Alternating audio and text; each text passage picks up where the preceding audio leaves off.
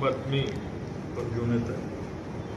महाराष्ट्र सरकार आणि केंद्र सरकारच्या विद्यमाने पुरंदरच्या धर्तीवर फलटणला नवीन विमानतळाचा प्रस्ताव केंद्र सरकारकडे जात आहे. लवकरच येणाऱ्या 10-12 दिवसात 15 दिवसामध्ये केंद्र सरकारचे प्रतिनिधी आणि राज्य सरकारचे प्रतिनिधी अशी मुख्यमंत्री महोदय यांच्या दालनामध्ये बैठक संपन्न होईल.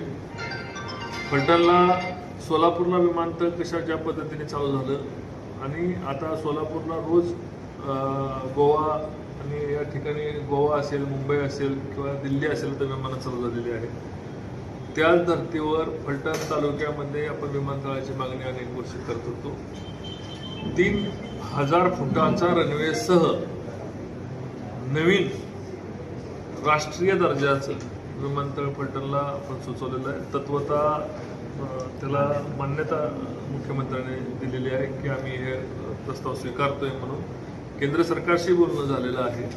आणि मला खात्री आहे की 2028 किंवा 29ला विमानतळाचं बांधकाम चालू होईल, कारण जवळ 2000 कोटीपेक्षा एक मोठा प्रकल्प आहे आणि तो प्रकल्पाला मान्यता मिळाली तर फलटणचं महत्त्व, अनन्यसाधारण फलटणचं महत्त्व हे वाढणार आहे.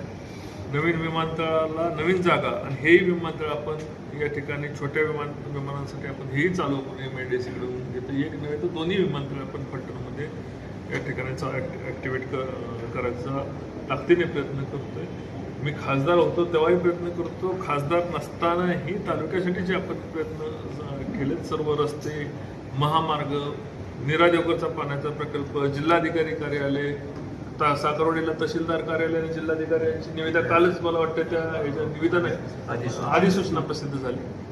आता या पातळीवर फलटण तालुक्याला जे आवश्यक होतं रेल्वे आता आपली फलटण पुणे चालू झाली. बारामती रेल्वे मला वाटतं 28पर्यंत 27लाच बारामती रेल्वे फलटण बारामती दिल्ली हे रेल्वे गाड्या चालू होतील.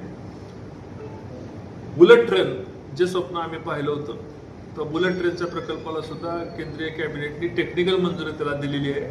फलटण तालुक्यातल्या बॉर्डरमधून शिंदेनगरपासून ही रेल्वे मार्ग जाणार आहे. मी प्रयत्न करतोय की शिंदेनगरला त्याचा थांबा मिळावा, पंढरपूरला त्याचा थांबा मिळावा आणि 40 मिनिटात फलटणकरांना मुंबईला किंवा 40 मिनिटात हैदराबादला जाता यावं अशा प्रकारच्या रेल्वे मार्गाला केंद्र सरकारने त्याला टेक्निकल सँक्शन दिले. मागच्याच महिन्यात त्याचे टेक्निकल सँक्शन आले.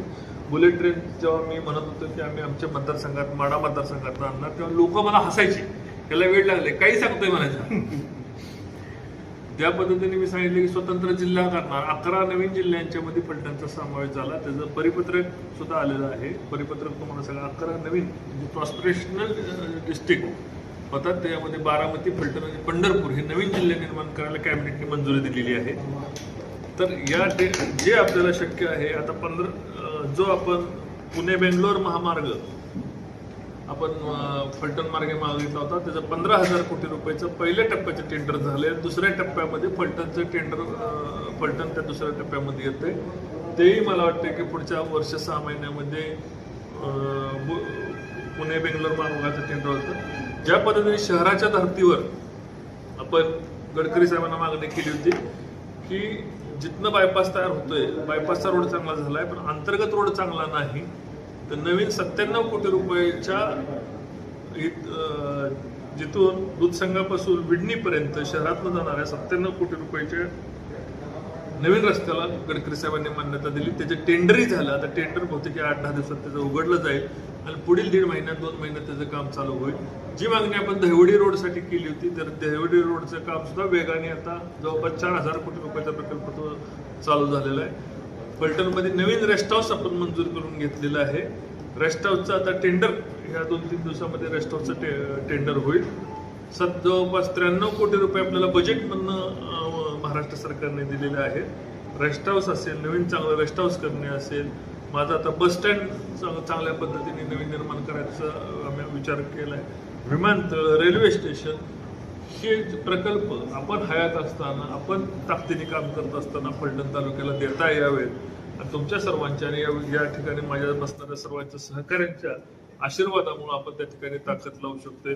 मुख्यमंत्र्यांच्या आशीर्वादामुळे, देवेंद्रजींच्या आशीर्वादामुळे कुणाच्याही स्वप्नात नसतील तेवढे पाण्याचे नीरा देवगरचं असेल, धुमबलकुडी नीरा देवगर जोडण्याचा प्रकल्प आता अंतिम टप्प्यात आलेला आहे. पाईपलाईन संपले, इंजिन घराचं काम चालू आहे. जे आपण स्वप्न बघितली, बारामती फलटणचा रस्त्याचा असेल किंवा दहिवडी रस्त्याचा असेल, त्यामध्ये उतरतायत. येणाऱ्या 5 वर्षामध्ये फलटण हा महाराष्ट्राच्या आणि देशाच्या नकाशावरचा उगवता तारा म्हणून, आम्ही जो पूर्वी म्हणायचो बारामती प्रमाणे आम्हाला फलटण करायचंय, आता फलटण प्रमाणे देशातील तालुके हे विकास करा म्हणतील. इतक्या ताकदीने आपण फलटण तालुक्याला पुढे घेऊन जातो. जय हिंद, जय महाराष्ट्र.